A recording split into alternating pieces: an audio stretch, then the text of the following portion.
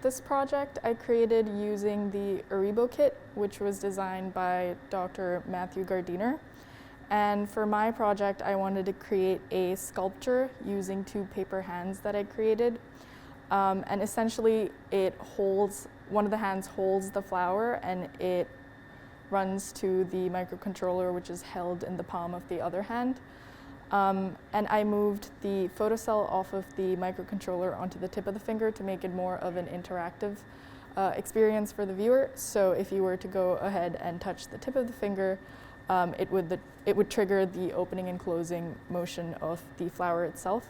So what I was trying to get across with this project was this idea of nature being in some sort of future more technological and robotic. And I thought that would just be an interesting idea to explore, and in terms of that, kind of put that into a physical realization so you could actually think about that and see what that could possibly look like.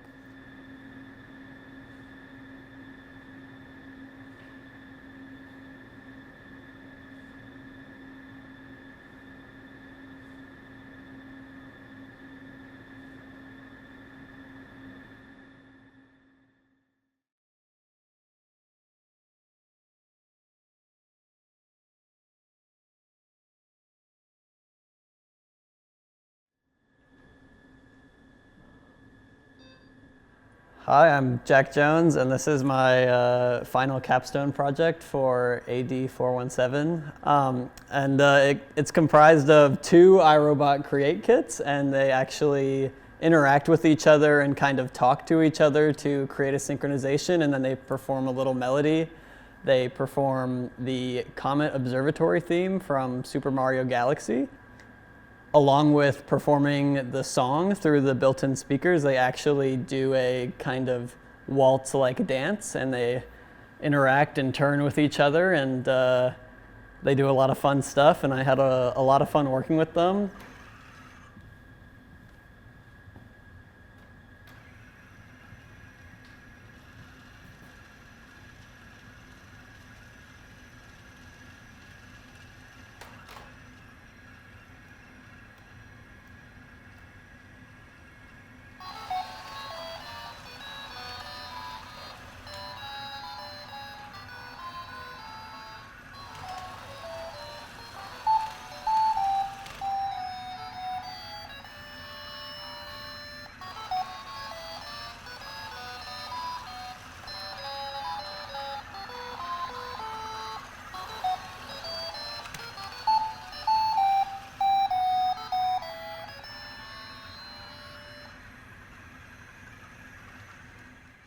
In the project statement, I actually classify 2 dancers, 1 programmer, 1 choreographer, 1 director, 1 composer. So I had a lot of fun kind of taking on a lot of different roles that I wouldn't actually do for a lot of my other classes. And yeah, a really good intro to kind of creative art in robotics, and I had a great time.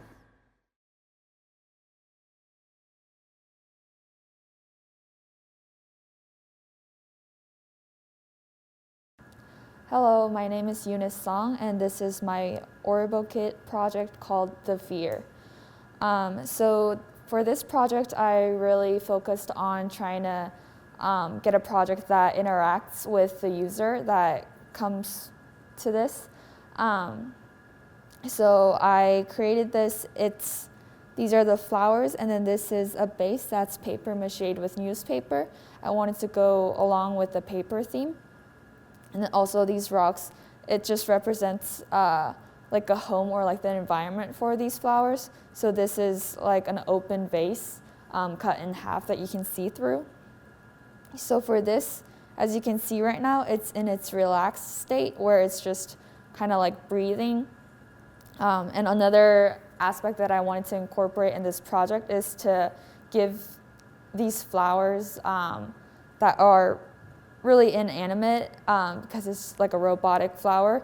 And I wanted to give it the characteristic of a live being based on its movements. So that's where I focused on the coding. So right now, if it's in its relaxed state, if the user approaches the flowers, or if like the surrounding gets dark, it begins to move quicker, so it shows like a gasping motion or like a frantic motion, which gives a characteristic of it having fear, hence the project name.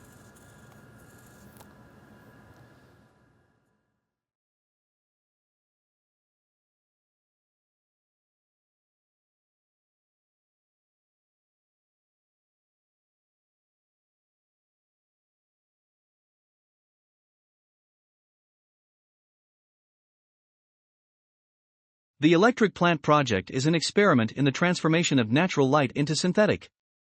A series of electroluminescent paintings supported by a rolling frame express life through the consumption, storage, and usage of light by way of a solar panel. Much like a living creature, each painting is unique and dependent on the sun to live.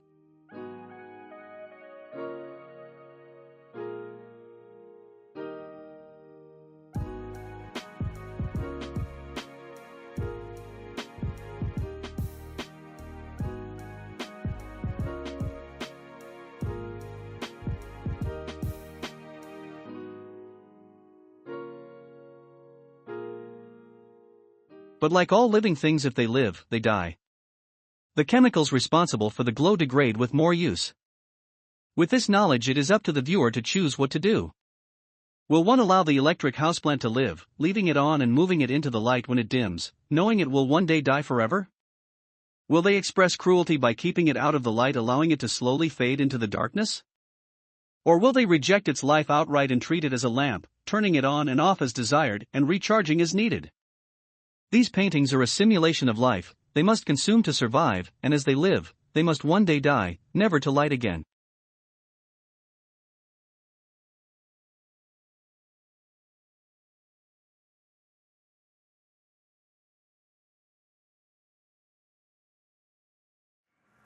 This is a crawler that I like to call it.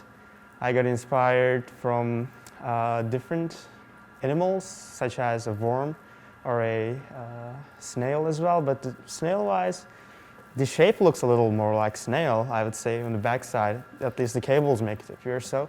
And then the hard thing was that to make this move forward with only pull and push power, and using the friction and gravity as my allies instead of my enemies in that case, to make it a little bit more easier.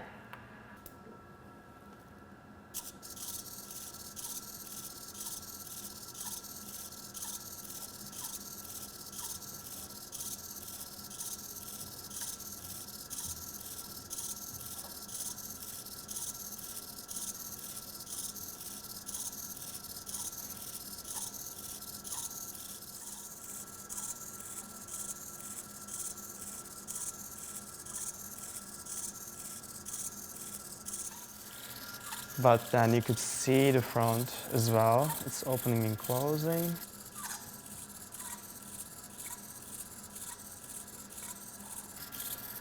And then the back system, I dedicated 2 motors on that. And then they move like this to create a longer movement span. And then it moves ever so slightly. Thank you.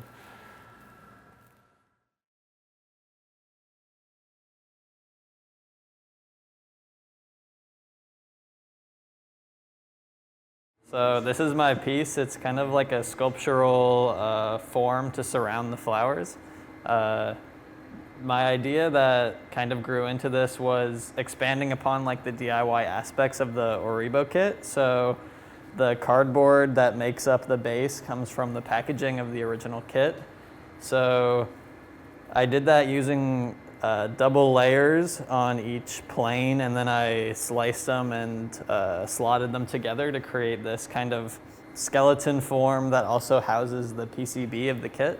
Other than that, I was trying to really speak like the material language of the kit while keeping like the whites and the cardboard tones that are present on the flowers, and I feel like using that paired with all of the zip ties that were standard with the kit really helped me do that and kind of complete the form.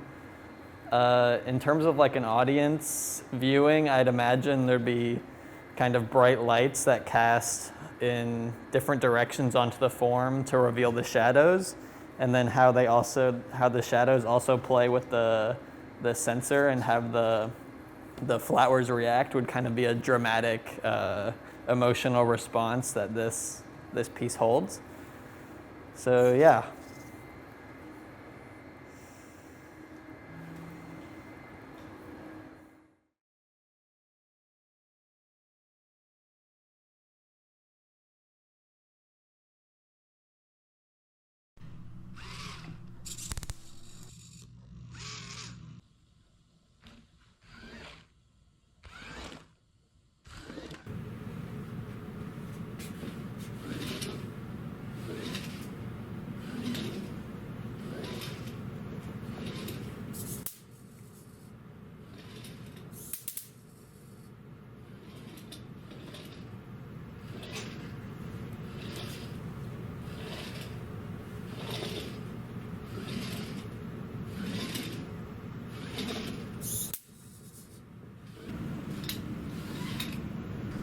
ArcBot is an experiment in human projection as a medium for robotic behavioral development.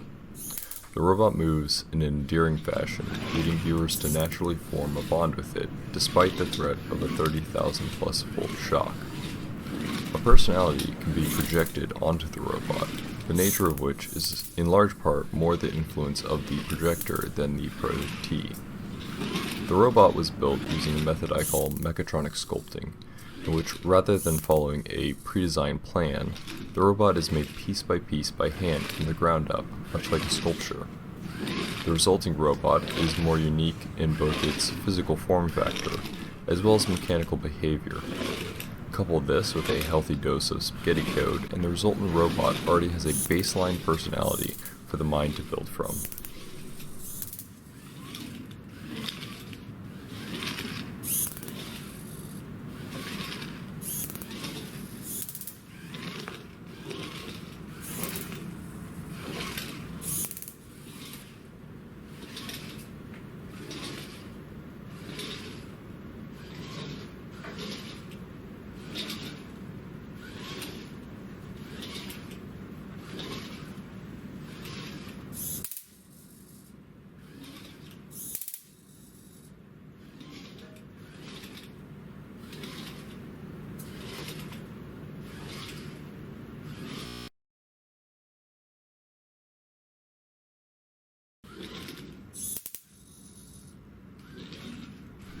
It also likes to do this from time to time.